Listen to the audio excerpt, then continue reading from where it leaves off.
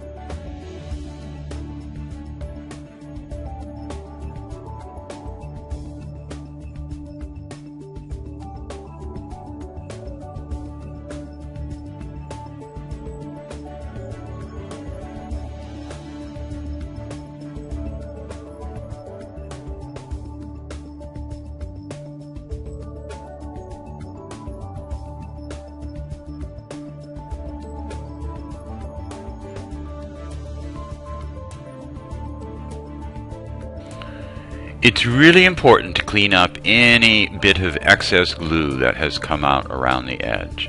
We don't want any glue sticking out around the edge for the papering. It will really interfere with when we pull this paper over that edge.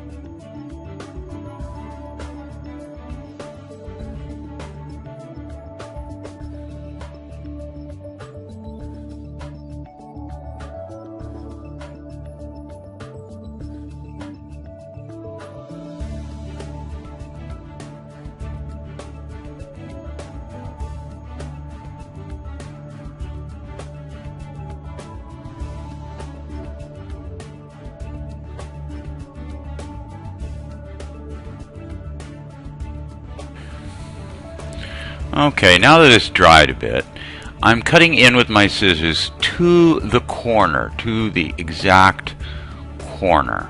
And I'm doing this because I'm going to start bending the paper and making these edges really nice and perfect.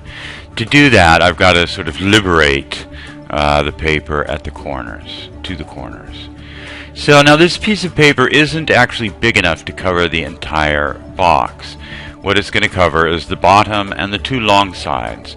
The two ends, the two little flaps of paper on the ends are going to be cut off. So working on these edges is very important and really requires a lot of care to really smooth that edge and get it as perfect as possible before we glue the paper down. Always want to make these bends, if you will, before the paper is glued down.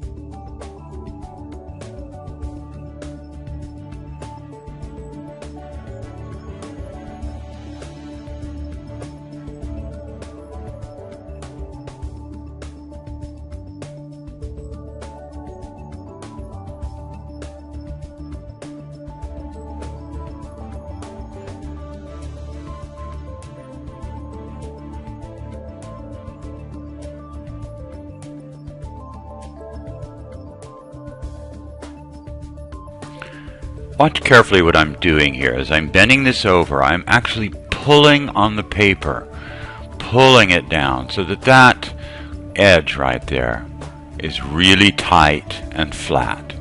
So I pull the paper over onto the glue with not too much pressure because you can rip the paper, but you'll get used to how much pressure you can put on these materials.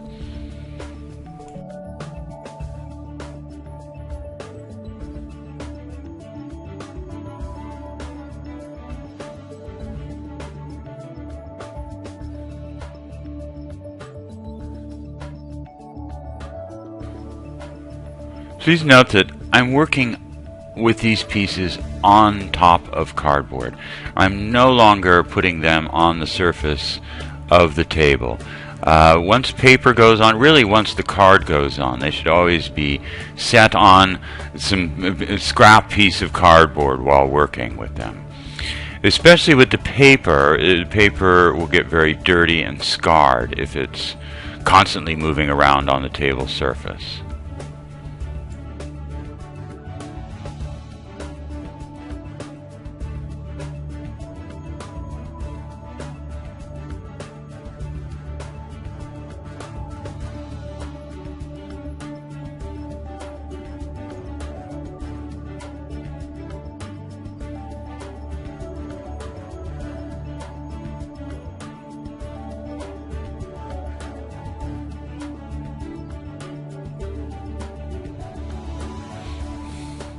Again, I'm literally pulling that paper over with my left hand, making it really tight.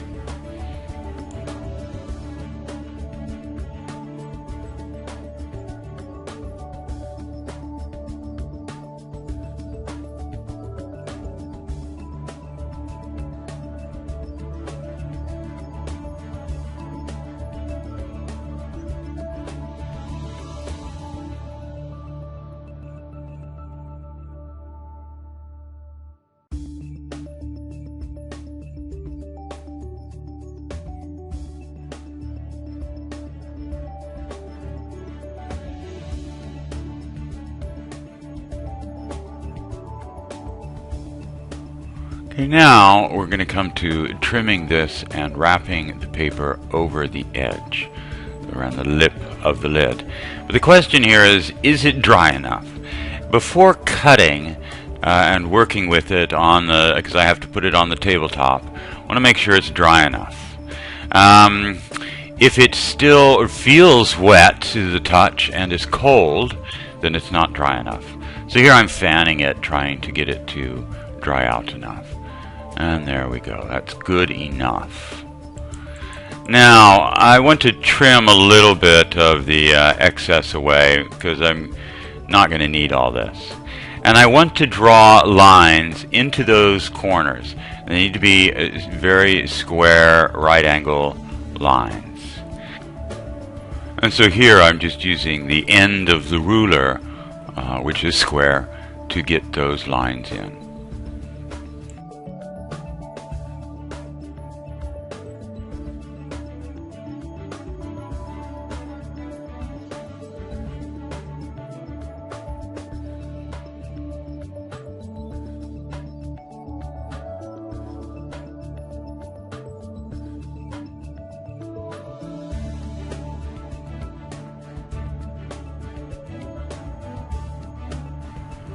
And now I'm trimming off the excess with scissors.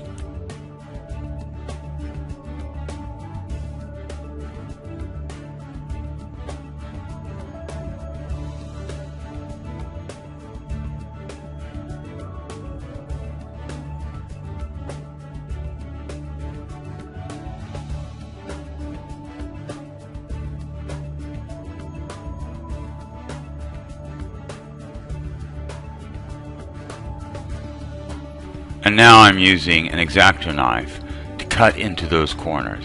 And the cuts have to be exactly to the corner. And you want them as straight as possible, as close to a 90-degree off of that corner as you can get.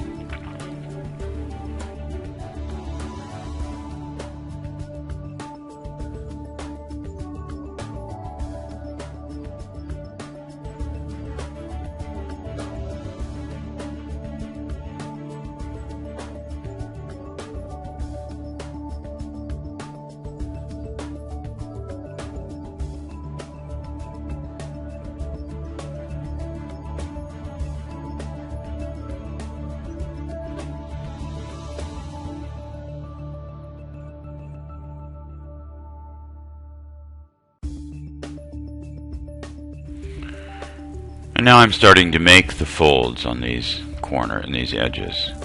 And it really can't make these folds until the corners are liberated. And I make little adjustments to make sure that I'm not going past that corner with the piece that I'm laying over there.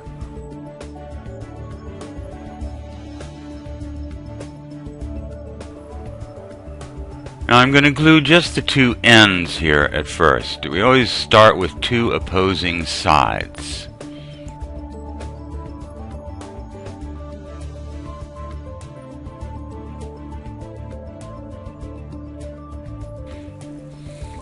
And just like before, I'm actually trying to pull that paper over and press it down.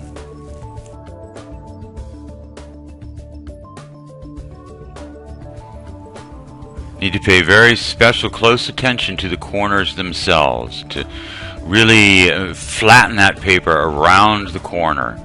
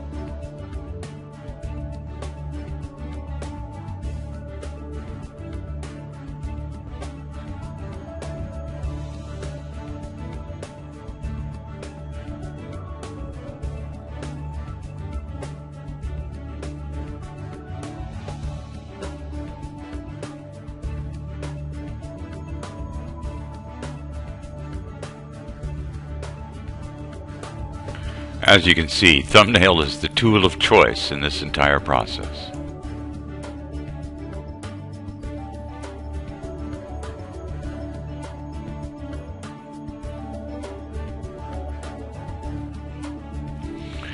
Okay, now it's time to trim the excess off of the box. And I just cut with scissors some of the main excess, because this gets in the way of actually trimming with the X-Acto blade.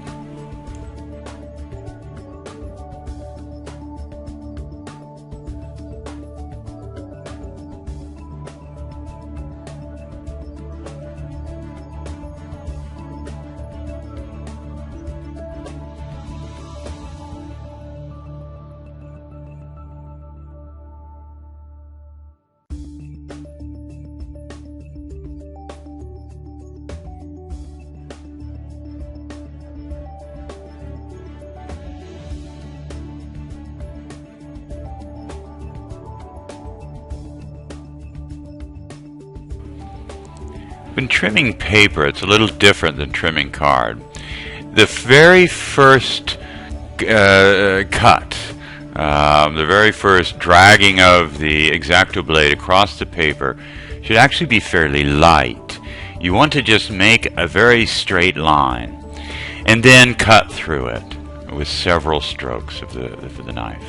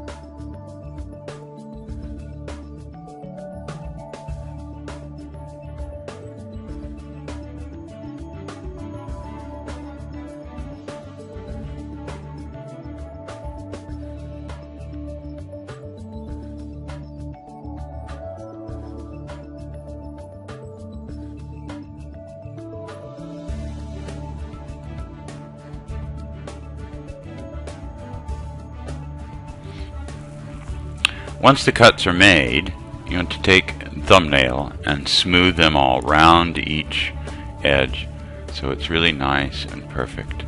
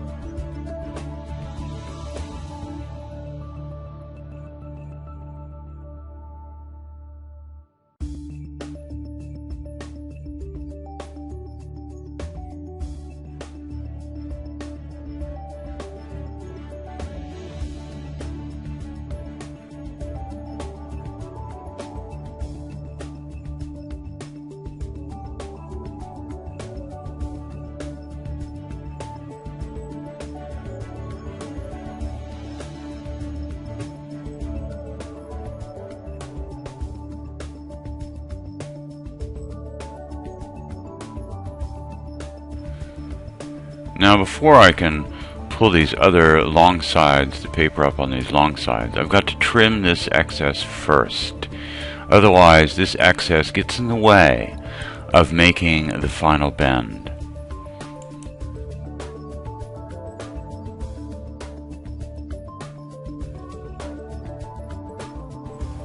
As you can see, I'm sort of leaning the lid over so that that edge that I'm cutting against is perfectly flush with the table surface. This is absolutely necessary when cutting paper. If it's not making contact, then the cut becomes very jagged.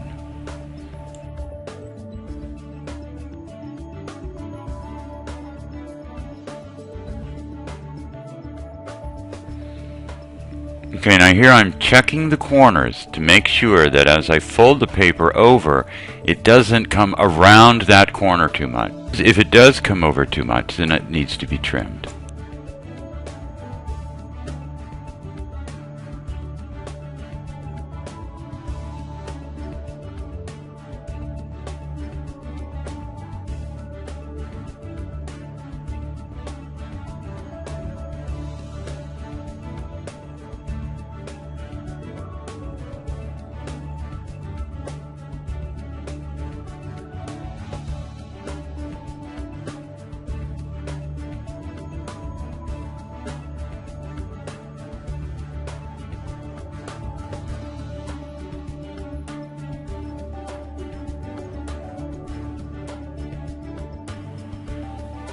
Again, I'm pulling that paper over, making it really nice and tight.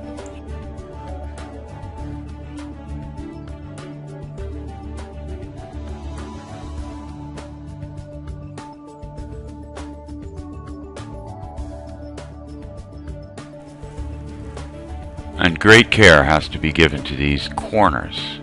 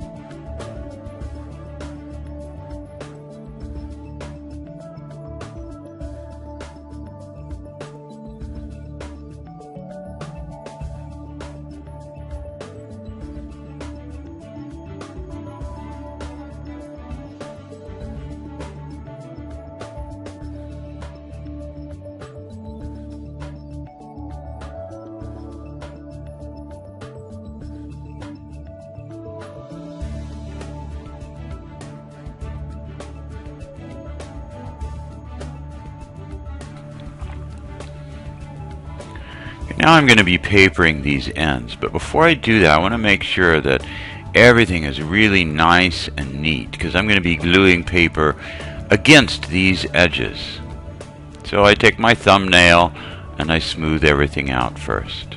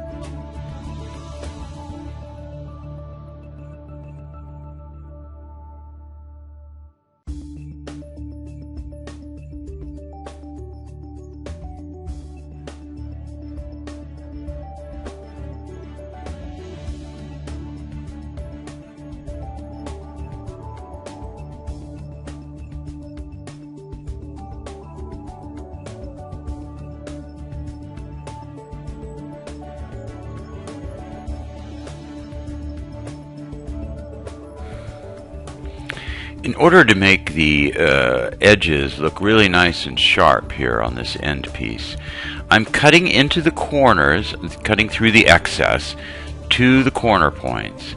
And this will enable me to actually make some bends here, some folds along the edges that are really nice and sharp.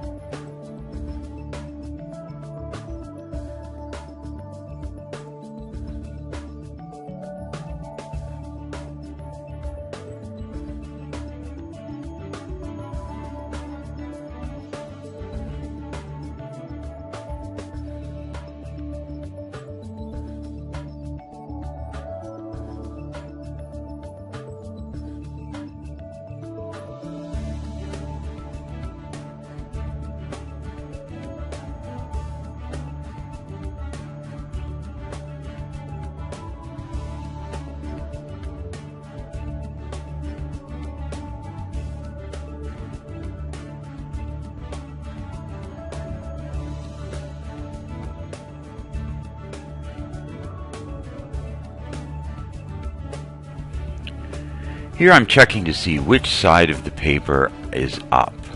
Now, most heavy paper has a slightly more finished side and a slightly less finished side. I want that slightly more finished side out so that this is the surface I paint on.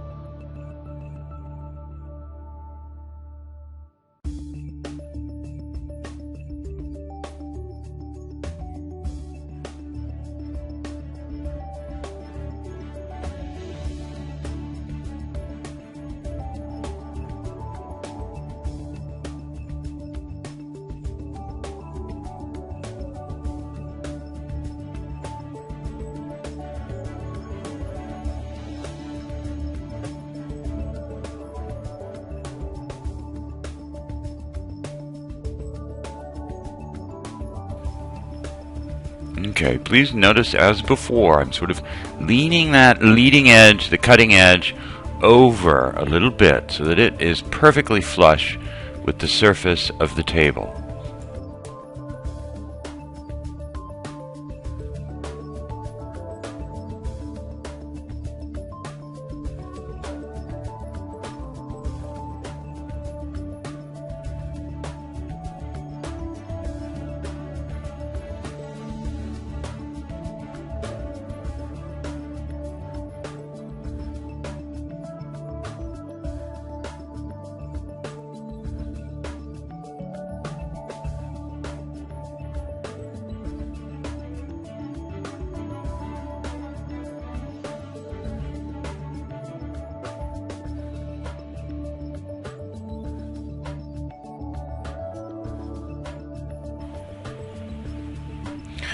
As with the ends of the box itself, before putting this final piece of paper on, which is not going to be folded over any edge, I want to clean up each of these edges that it's going to adhere to.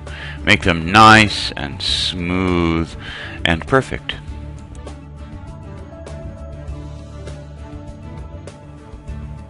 When covering something with paper, you have to remember to transfer your marks to the paper. I've just covered up my mark that said top, and so I want to transfer that to the paper so that I remember which side is top. This can be really annoying when you're doing a really complex form that has all these marks on it and you forget to transfer them and suddenly you're lost. Which is top, which is bottom, and you have to really make those decisions afresh.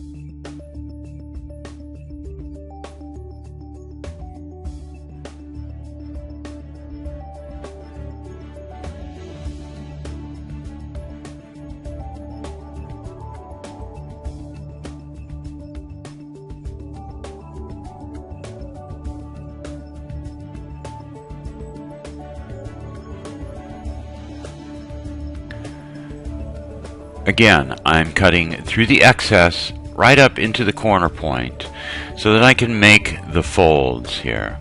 If you don't do that, what happens is the corners tend to rise up because you have sort of conflicting pressures from one side's fold to the next side's fold. So this gives you better corners.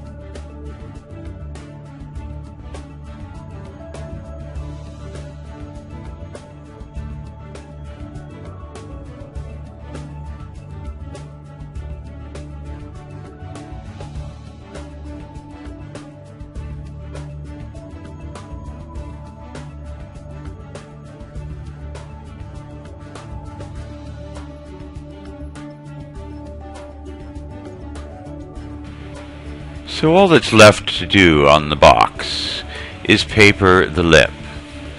Now there's several ways of approaching papering a lip. You can do strips. I could have taken the excess from the sides up and over the edge and papered the lip in 4 pieces basically. But every time you do that, you create little lines at the corners where the paper that comes up from the side meets the paper that comes up from the end. So to avoid that, I am going to just paper the entire lip as a whole with 1 piece of paper. Now this is a fairly complex process. To begin, I'm going to simply add glue to the entire lip and invert the whole box onto that piece of paper and press it onto the lip. Now I'm not going to be papering the inside of the box. It's really unnecessary. In painting the interior of a corner, the inner angle, the paint collects in that angle and will fill any little irregularities.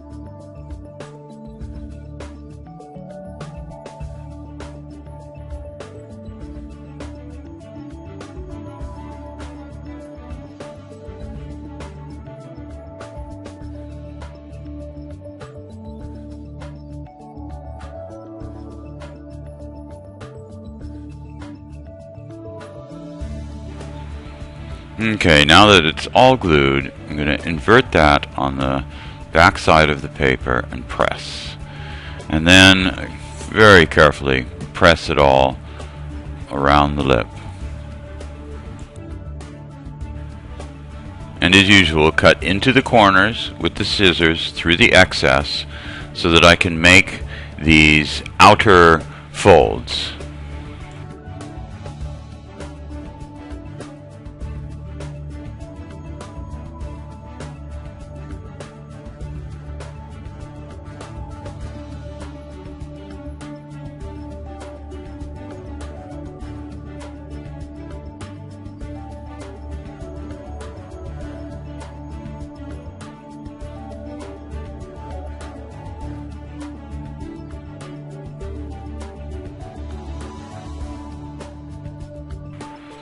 Now to make the folds on the interior portion of the lip, I have to also cut into the corners.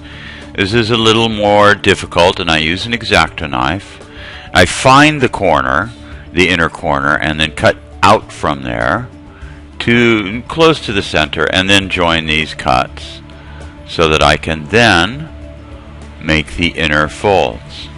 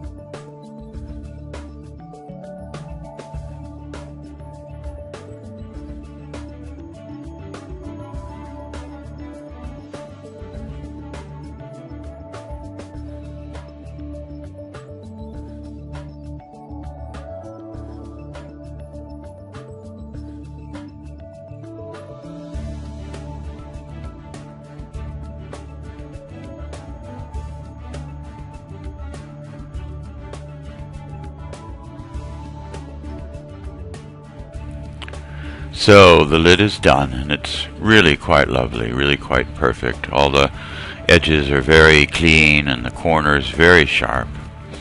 Now what I'm doing here is I'm checking to see if it is flat, and it is very flat. Working with a small form like this, it's very easy to keep them very flat.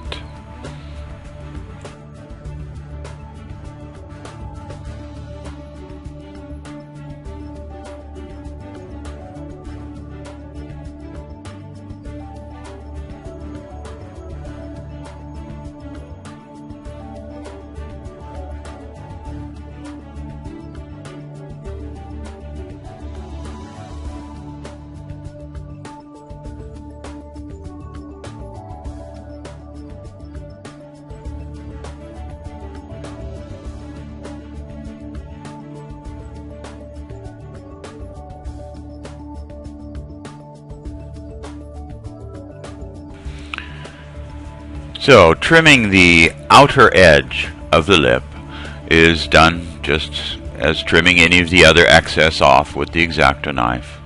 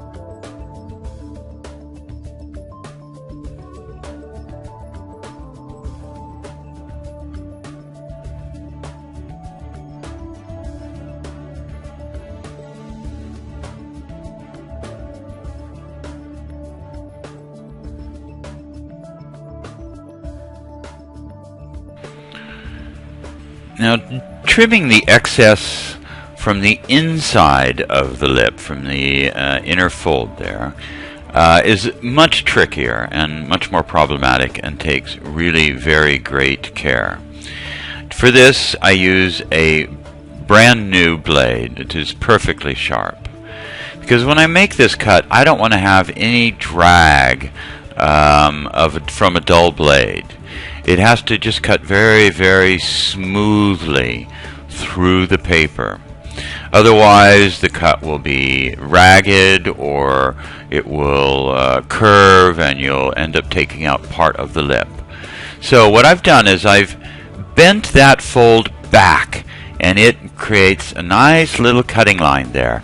And I am just dragging the knife through that very gently, and using the lip itself as the back drop, the back support for the cut.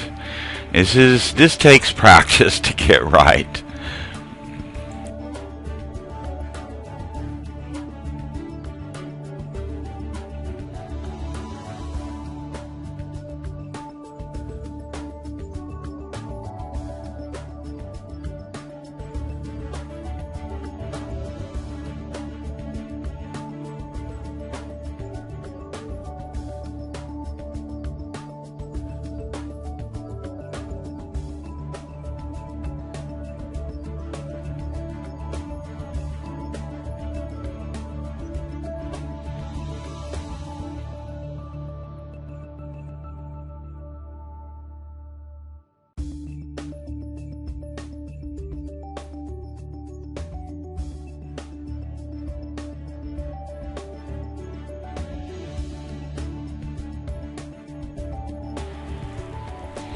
And that is how you paper a box and a lid.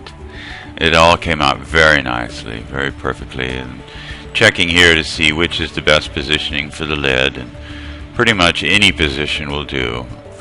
Sometimes if the lid is slightly warped or slightly misshaped, a specific direction is best. So, it's all done. Next video we'll be making the knob and the anchor.